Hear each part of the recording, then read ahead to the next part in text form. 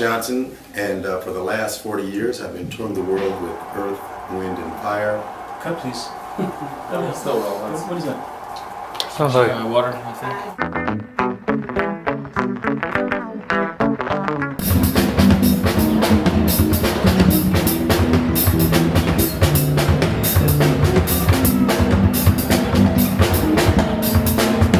For the past 40 years I've been touring the world with Earth, Wind, and Fire as one of the principal members. Cut.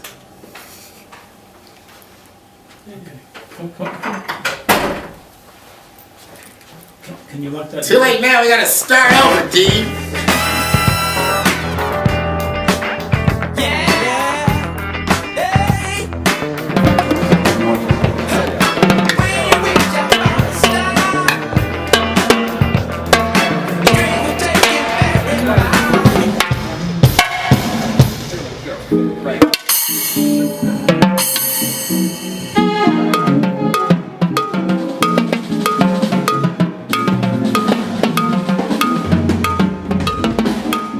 Keep time, we keep the beat, and all of us have an internal clock, and you learn as a drummer to rely on that internal clock, because what can make you or break you is your sense of rhythm.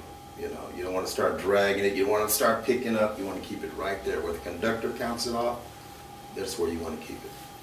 2, 3, 4. Everybody. John, yeah.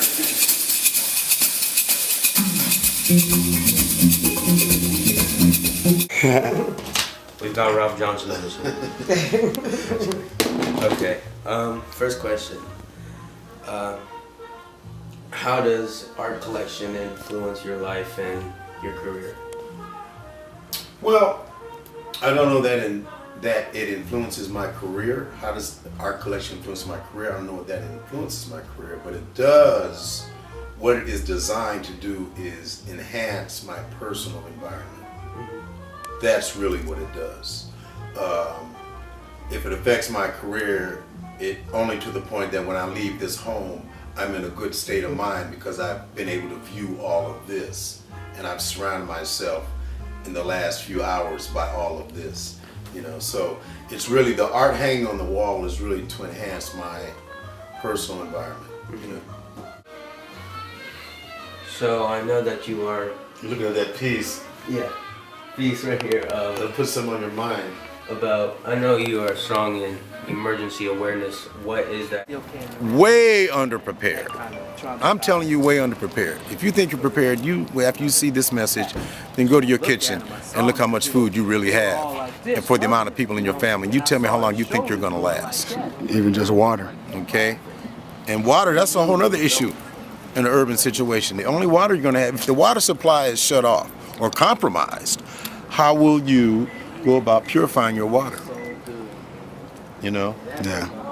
What are you going to do? The only water you will have on hand in an emergency situation where there's no more water being pumped into the city is the water that's in your hot water tank. You cut off the inlet, okay? You got 80 gallons of water. Now, after that, remember, the stores were cleaned out in 12 hours, so you can't go to the store and get water.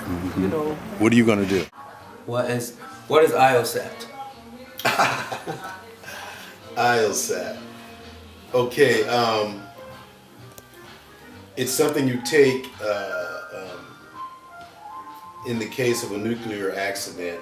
It's really something you take for your thyroid gland. Okay, it blocks poisonous air. Because let me tell you something. When a nuclear reactor, by the way, IOSAT is potassium iodide, not iodine. Iodide, D-I-D-E, not D-I-N-E. Don't get them confused. In the event that there's a nuclear emergency, and I don't mean like a dirty bomb, but I mean, say we're Los Angeles on the south, extreme south down around San Diego has a nuclear reactor. It's called San Onofre, but we've got one up north around the Monterey area too. So Los Angeles is boxed in. Should a nuclear reactor go bad, the poisonous gases that are being released into the air are really poison iodine. And because it is your thyroid gland that holds the iodine in your body and absorbs iodine, it will take this iodine in and you will have cancer in a matter of a couple of years. So in a nuclear situation where you hear about a bad reactor and it's spewing smoke, what you want to do, excuse me, is take one of these ILSAT tablets, okay, and it is potassium iodide, and it will block any bad iodine coming into your system so you don't die from thyroid cancer. ILSAT is available online all day long. You can order packages of ILSAT. I travel with ILSAT. I keep it in my bag just in case we're on the East Coast or a few reactors on the East Coast. If one of those goes bad, I got my ILSAT tablets with me, and you know, hopefully everything will be all right. I think I'm going to teach people how to be self-reliant, and I'm going to do it by way of teaching them how to build solar panels so they can harness the energy of the sun. I'm also going to teach them how to build a very simple one-battery solar charger.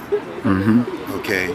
The secondary goal of the foundation, which by the way is called solar return, is disaster preparedness. That's really what I'm about. And this solar package will be part of their disaster preparedness, because think about it, man, when something goes down and the infrastructure just totally breaks down, first off, you better hope the trucks can still get to the grocery stores.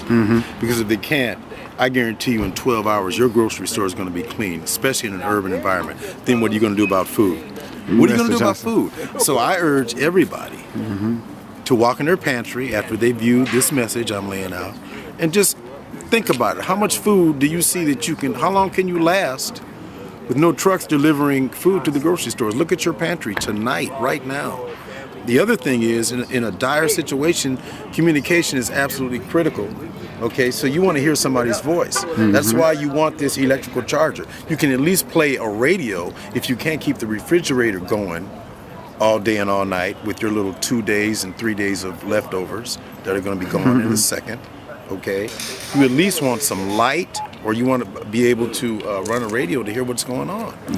You know, so I want to teach people how to be self-reliant, man, how to build these very simple solar panels, very easy to do, and a solar recharger, and harness the energy of the sun. And that is going to become part of your disaster preparedness package. Mr. Johnson, that is my message. That's the one. Solar return is the foundation.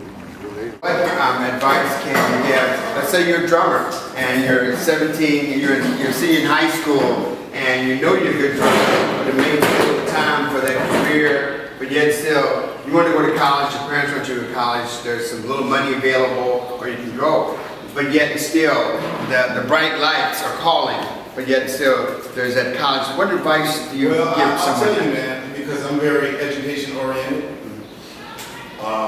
Although I've never been to college, although I do have an honorary PhD. I will tell you in a minute, in a heartbeat, do not chase after it. I know you want to be in the music business. Yeah, it's a great thing, it's fun, it's yeah, rah, rah, rah. But I would tell you, if you have to make a choice, get your education. Get the degree, get the paper. になっていて、いろんなアーティストが参加して曲をアーティストの曲を選んでるんですけども、例えばメアリー・ジェイ・ブライスとかレニー・クラビッツ、ジャスティン・ティンバー。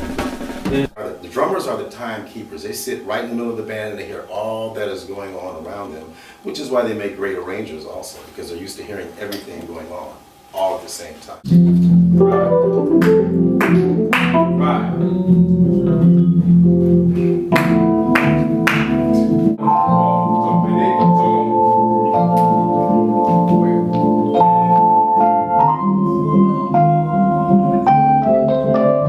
Well, look who's getting the star treatment.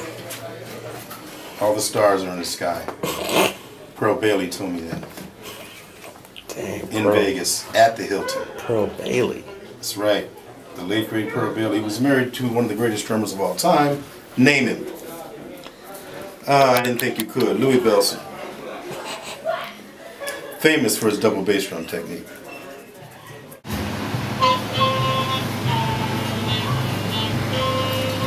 I love this piece. Who is this? Stanley Turrentine, Salt Song.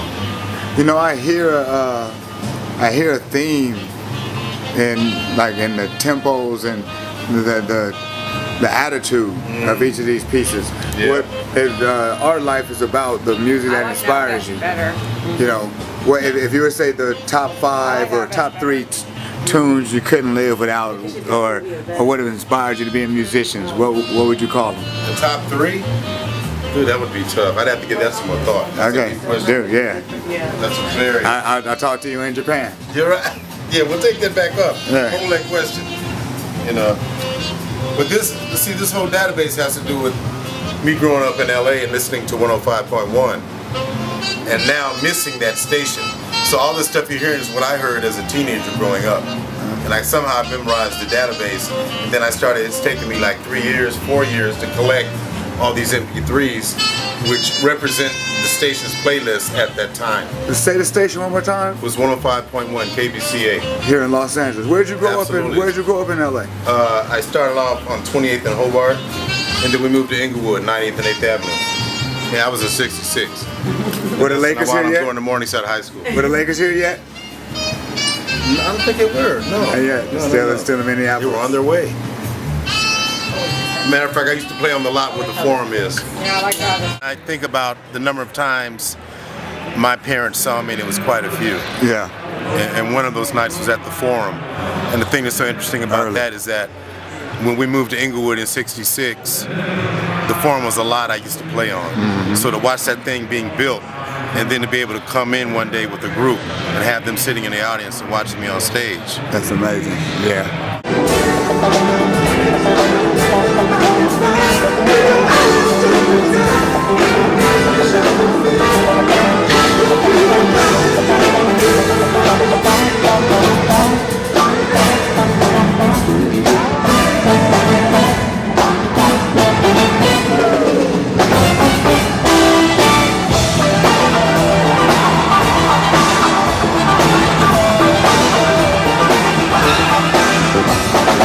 You may run into a situation where there are people around you that will be your detractors. They will try and tell you, no, you can't do it, it can't be done.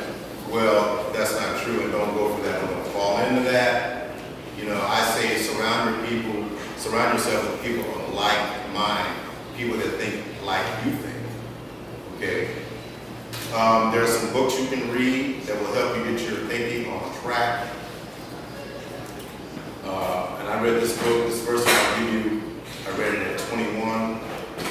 It's called Psycho-Cybernetics by Dr. Maxwell Maltz. It has to do with self-image psychology. Okay? Very easy read, it's not above your head, but this kind of gives you a place to start. I like go-karts, I like to cook, I collect art. Just some things.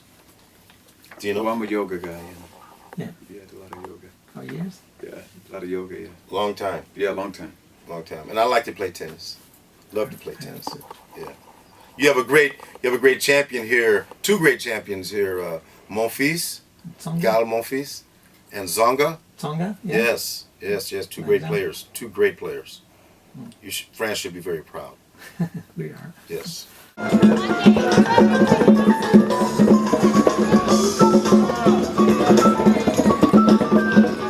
to the music now.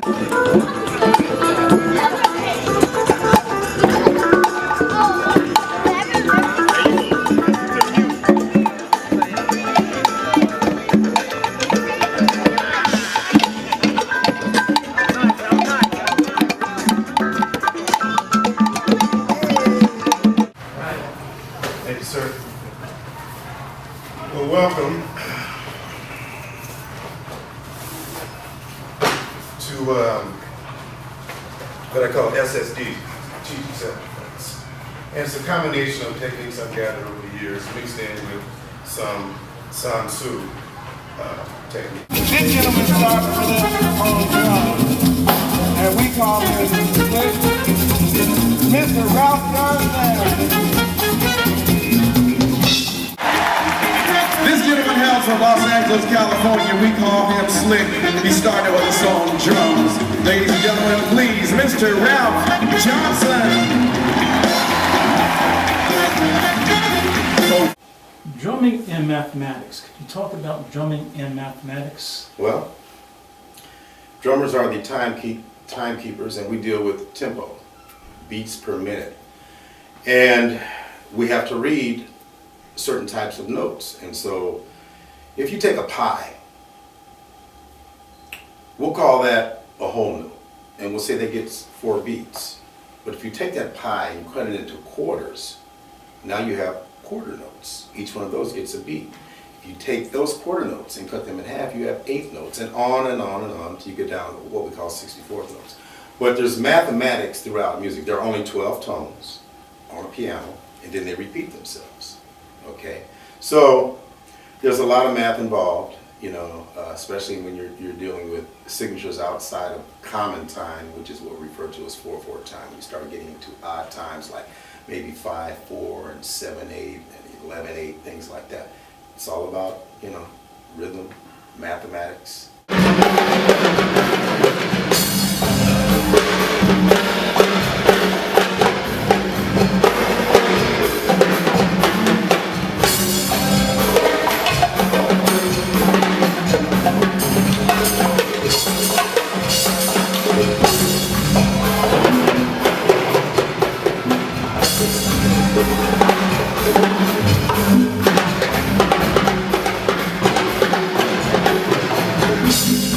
Gotta have the full rhythm section. All of us play together, the drummer, the bass player, the guitar player, the piano player. All of us are making a statement together, you know, so it's about being a part of this whole unit that's moving forward, trying to make this musical statement.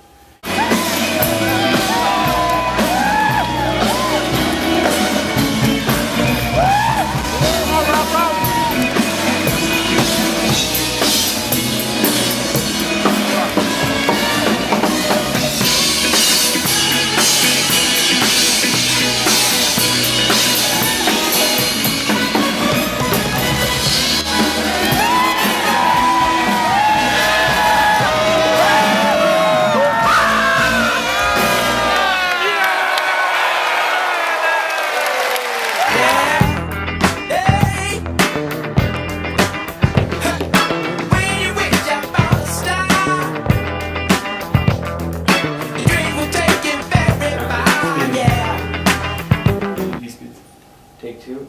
There goes my nose. Yeah, right. Okay.